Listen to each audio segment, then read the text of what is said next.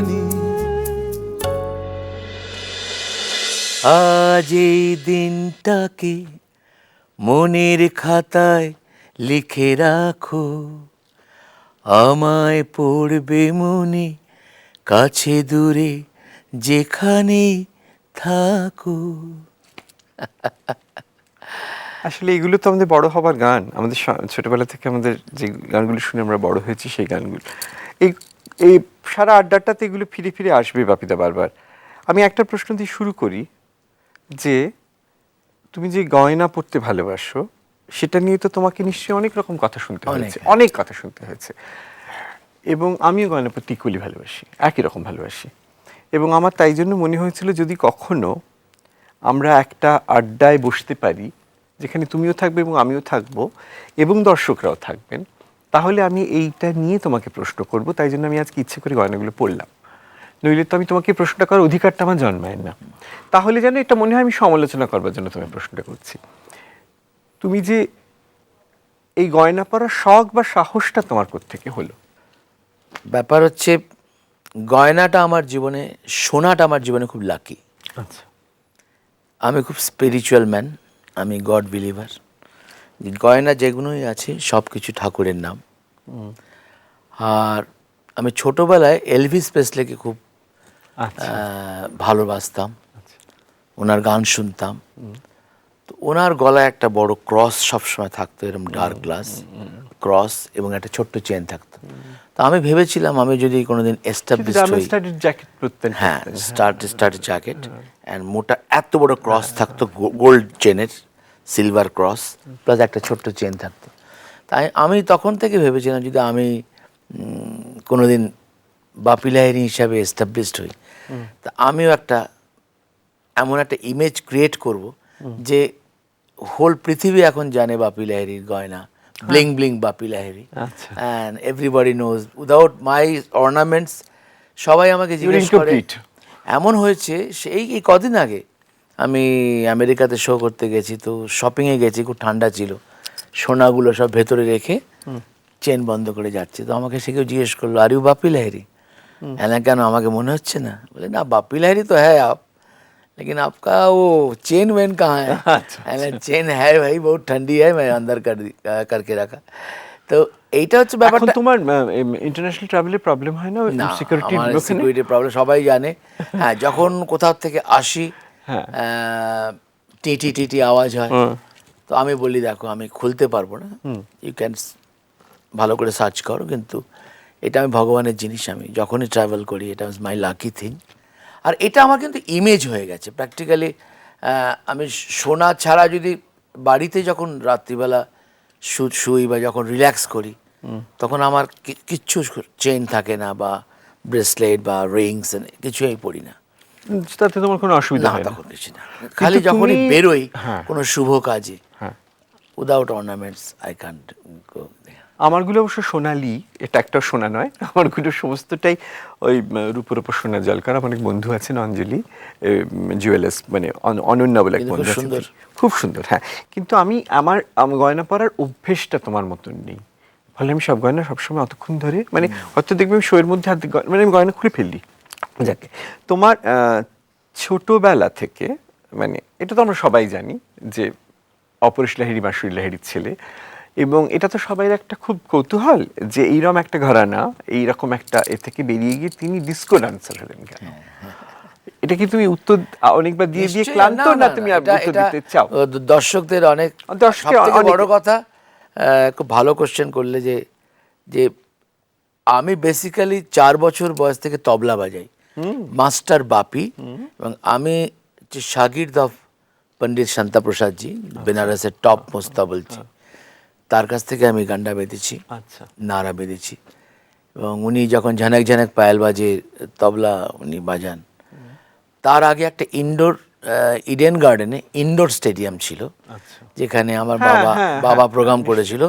সেখানে লতা মঙ্গেশকরজির সামনে বালিশের ওপর বসে আমি তবলা বাজিয়েছিলাম। কত বয়স তখন তোমার? 3.5-4 বছর, আমার মনেও নেই, সেই ছবিটা আছে আমার বাড়িতে।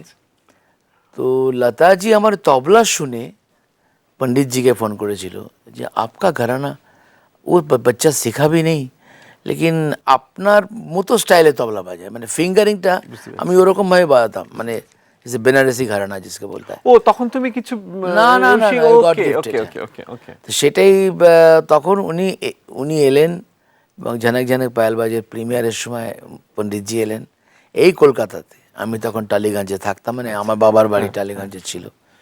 বাসধ্রণীতে ছবি বিশ্বাস আমাদের এত বড় মানে বিরাট আমাদের Thespian একজন অভিনেতা, তার বাড়ি আর আমার বাবা এক পাশাপাশি থাকতেন সেখানে, সেই বাড়িতেই জন্ম আমার। তো সেইখানে উনি আমাকে এলেন, প্রচণ্ড ভিড় হয়ে গেল। ন্যাচারালি পণ্ডিত শান্তা প্রসাদজি এসছেন, প্লাস তখন তারপরে কি এরকম শাস্ত্রীয় সঙ্গীত লতা করে মঙ্গেশকর, এলে ভিড় হতো? হ্যাঁ, কেন তখন আমার মা খুব বড় ক্লাসিক্যাল সিঙ্গার Okay, ছিলেন। হ্যাঁ, আর ডোভারলেন, হ্যাঁ, সাদারাং তো পরে হলো। হ্যাঁ, হ্যাঁ। ডোভারলেনে আমরা যেতাম ক্লাসিক্যাল শুনতে। আমাদের বাড়িটা, সেটাই বলছে যে ডিস্কো মিউজিকটা এলো, আমার কিন্তু ঘরানা হচ্ছে ক্লাসিক্যাল, একেবারে একেবারে একেবারেই ক্লাসিক্যাল ঘরানা। কেন আমার বাবা, কারণ অপরেশ লাহিড়ী বাঁশুরি লাহিড়ী বললে তো ক্লাসিক্যাল ছাড়া কিছু হ্যাঁ, মনে হয় না। বাবা নিজে ফোক ক্লাসিক্যাল, মা তো ক্লাসিক্যাল সাংঘাতিক শিল্পী। আমি কিছুই জানি না, আমার মা যা জানতেন, এক একটা রাগ মানে জলের মতো গুলে খেয়েছিলেন। তবলা বাজাতাম, কিন্তু কি হলো, ছোটবেলার থেকে তবলা বাজাতে বাজাতে ওই কানটা আমার খুব ক্লিয়ার হয়ে গেল যে পারছি। ঠুংরি কাজরি এসব শুনে শুনে শুনে। তখন আমার কি হলো যে 11 বছর বয়সে আমার আমি পিয়ানো শিখতে আরম্ভ করলাম। আচ্ছা, পিয়ানোতে হাত লাগানোর সাথে সাথে জানি না কেন হঠাৎ ওয়েস্টার্নে ভীষণ মানে ইচ্ছে লাগছিল, আকর্ষণ ওয়েস্টার্ন হলো। মিউজিক শুনি। Okay. তখনই এলভিস প্রেসলের গান আচ্ছা। বা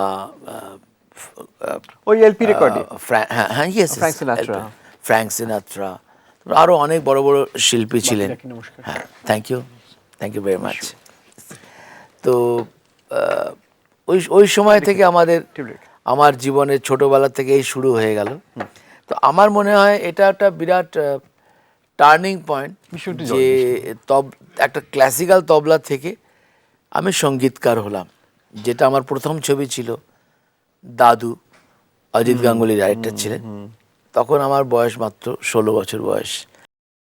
যখন বম্বেতে গেলাম তখন আমার 19 বছর বয়স, এবং আমি নান্না শিকারি করলাম। এই তনুজা, আজকের কাজলের মা, কাজলের বাবা সোমু মুখার্জি আমাকে ব্রেক দিলেন। আচ্ছা, নান্না শিকারি উনি ছবি, producer ছিলেন? উনি প্রডিউসার ছিলেন নান্না শিকারি ছবিতে। তখন ওনার একটা খুব চলে বিরাট, গেলেন সম্প্রতি। হ্যাঁ, খুব খারাপ লাগে ভীষণ। সমুদা আমার মানে একদম বড় ভাই ছিলেন। তো সমুদার ছবিতে আমি ব্রেক পেলাম, কিন্তু নান্না শিকারিতে তখন অতটা ব্যাস বক্স অফিস সাফল্য করলো না। তারপরে চরিত্র বলে একটা ছবি করলাম, যাতে পারভিন বেবির ফার্স্ট হ্যাঁ হ্যাঁ হ্যাঁ হ্যাঁ বিআর ইশারা ডাইরেক্টর। সেটা চললো, কিন্তু তাতে গান ছিল না, ব্যাকগ্রাউন্ড মিউজিক ছিল। তা আমি বললাম কেন, সঙ্গীত পরিচালক তো ব্যাকগ্রাউন্ড মিউজিকও তার সব থেকে বড় অঙ্গ। তো এই দিয়ে আমার শুরু হলো, কিন্তু প্রপার ব্রেক আসছিল না। কিন্তু হঠাৎ এই তাহির হোসেনজি, তখন কারওয়া, ওই পিয়া তু আব তু আজা আর সব গান সুপারহিট ছিল, নাসির হোসেন, তাহির হোসেন। তো তাহির হোসেনজি আমাকে সাইন করলো জখমি ছবিতে। আচ্ছা, মানে সুনীল দত্ত। হ্যাঁ, সুনীল দত্তজি, কিন্তু সুনীল দত্তজি, রাকেশ রোশন, আশা পারেখ, রিনা রয়, ওতে একটা গান ছিল, জলতা হে জিয়া মেরা ভিগি ভিগি রাতোं में आजा गोरी चोरी चोरी अब तो रहा नहीं जाए रे, হায় রে হায় রে হায়। এই গানটা খুব বিখ্যাত হয়েছিল। এই আমার প্রপার ব্রেক। এই সাফল্যর পরে একটাই মানে 1 মাস কি 2 মাসের মধ্যে ওই ছবিটা এসে গেল, যে আজও মানে কি বলবো, অমর হয়ে আছে। কিশোর কুমারজির গান, কভি আলবিদা না कहना, হ্যাঁ, রোতে হাসতে বাস ইউ হি তুম। তো এই চলতে চলতে ছবি এলো, বাস জখমি চলতে চলতে। অ্যান্ড বিনোদ খান্নাজি ছিলেন আপকি খাতির ছবিতে, রেখা আপকি খাতিরে তো তুমি বোম্বাই সে হ্যায় মেরা দোস্ত, বোম্বাই সে মেরে দোস্ত, দোস্ত সাব। তার মধ্যখানে বাংলা গান ঢুকিয়ে দিলে। হ্যাঁ, আচ্ছা করিয়া বাজাও রে দোতারা সুন্দরী রেখা না সে। সুন্দরী কমলাটাকে রেখা করে দিয়েছিলেন। আমি রেখা না এঁকেছিলেন বলে, রেখা না এঁকেছিলেন বলে। এই ব্যাস এই আমার কেরিয়ার শুরু হলো। বাট পরপর 3টে মেগা তুমি সুপার বাপ্পি নামটা রেখে দিলে কেন? বাবা মা বকেননি? আমার নাম, কিন্তু আমার নাম আমাদের ফ্যামিলির মধ্যে যেরকম অপরেশ লাহিড়ী আমার বাবার নাম, আমার নাম অলোকেশ লাহিড়ী। কিন্তু মাস্টার বাপি ছোটবেলা থেকে বিখ্যাত হয়ে গেছিলাম। আচ্ছা। তো আমার মা বলল যে যখন একটা নাম ফেমাস হয়ে যায় ডেফিনেটলি নামের মধ্যে একটা কিছু থাকে, আছে। ব্যাপার থাকে। আমি অলোকেশ লাহিড়ী বললে Okay, কিরকম একটা লাগছে, বাপি বা লাহিড়ী করে। আমার নাম ছিল বাপি, BAPI, ওটা পিপি হয়ে গেল। ডবল পিআই নির্মোলজিক্যালি বললো একজন, ডবল পিআই করলে ইউল বি লাকি। সেটা কবে বললো? এই সমু মুখার্জি নান্না শিকারের সময় যখন কন্ট্রাক্ট সাইন। না না, আমি একটা জিনিস বলো তো, এই বম্বেতে আমি তো ভাবি এখন নিউমেরোলজি শুরু হয়েছে, এই বালাজি পিকচার্স কি না, দিয়ে না, শুরু না, করে, না, না। তখন নিউমেরোলজি ছিল বম্বেতে? নিশ্চয়ই। ও আমি আমি যেটুকু জানি, আমি জানি, I am correct or wrong, ওই মানা দে, ওনারও মান্না দে, আমার যতটুকু মনে হয়, ও, NNA, মান্নাদার নাম, হ্যাঁ আমার মনে হয় মানা দে ছিলেন। যাই হোক, এটাই আমার বাপি লাহিড়ী, যেটা BAPI থেকে বাপ্পি লাহিড়ী করে দিলেন, এবং সেই থেকেই শুরু হয়ে গেল ব্যাস। তারপরে আমি এই প্রসঙ্গটা বলতে যাচ্ছি যে টুটে খিলোনে একটা পিকচার ছিল, শেখর কাপুরের ফার্স্ট ছবি, আজকের খুব বড় ডাইরেক্টর। মানা হো তুম বেহদ হাসি এই শেখর সেবা না? ऐसे बुरे हम भी नहीं, জেসুদাসকে দিয়ে গাইছিলাম গানটা, আচ্ছা সুপারহিট হয়েছিল। আচ্ছা। তারপরে তো ব্যাস অজস্র মহেশ ভাটের ছবি এলো, লহু কে দৌরান, যার সব গান হিট। এখনো কিশোর কুমারের বায়োগ্রাফিতে বেস্ট গান যেমন একটা ছিল ওনার, চাহিয়ে থোড়া প্যার চাহিয়ে, जय काली कलकत्ते वाली मेरा बचन न जाए खाली, बच्चे लोग बजाओ ताली, 1 2 3 লা লা লা। তো এই মহেশ ভাটজির কমার্শিয়াল ছবি করলাম, এই আমার একটা এই চললো। বাট হ্যাঁ, এখন 80s যে শুরু হলো, না, আমাকে তুমি বলো, এইবার তোমার কলকাতায় বসে তোমার বাবা বা মা এইটাতে কিভাবে রিয়াক্ট করলেন? বাবা মা খালি মা তো খালি বলতে, একটা যদি ক্লাসিক্যাল টাইপের গান আসতো ইস, আচ্ছা। তাহলে তুই Naturally. তো সব জানি ছোটবেলার থেকে। আর আমার তো মধ্যে হঠাৎ এই একটা ছবি আমার, বিফোর ডিস্কো ড্যান্সার, যেটাতে আমি ইউজ করলাম ঠুংরি, আঙ্গন কি কলি, যাতে লক্ষ্মী, জুলির লক্ষ্মী আর রাকেশ রোশন ছিল। আচ্ছা। सैया बिना घर सूना, राही बिना जैसे सूनी गलियां, फूल बिना जैसे सूनी बगियां, सैया बिना घर सूना। এটা ভূপেন্দ্রজি, আমাদের ভূপেন্দ্র সিং আর লতা মঙ্গেশকরজি। এই গানটাতে আমার এখনো আমার মানে এত Absolutely. আই ক্যান মানে একটা ভালো গান একটা করতে, মাও খুশি। এই গানের পর মা খুব খুশি হয়ে গেছে। ভূষণ কোম্পানি, চলো চলো চলো চলো চলো পাল্টাই।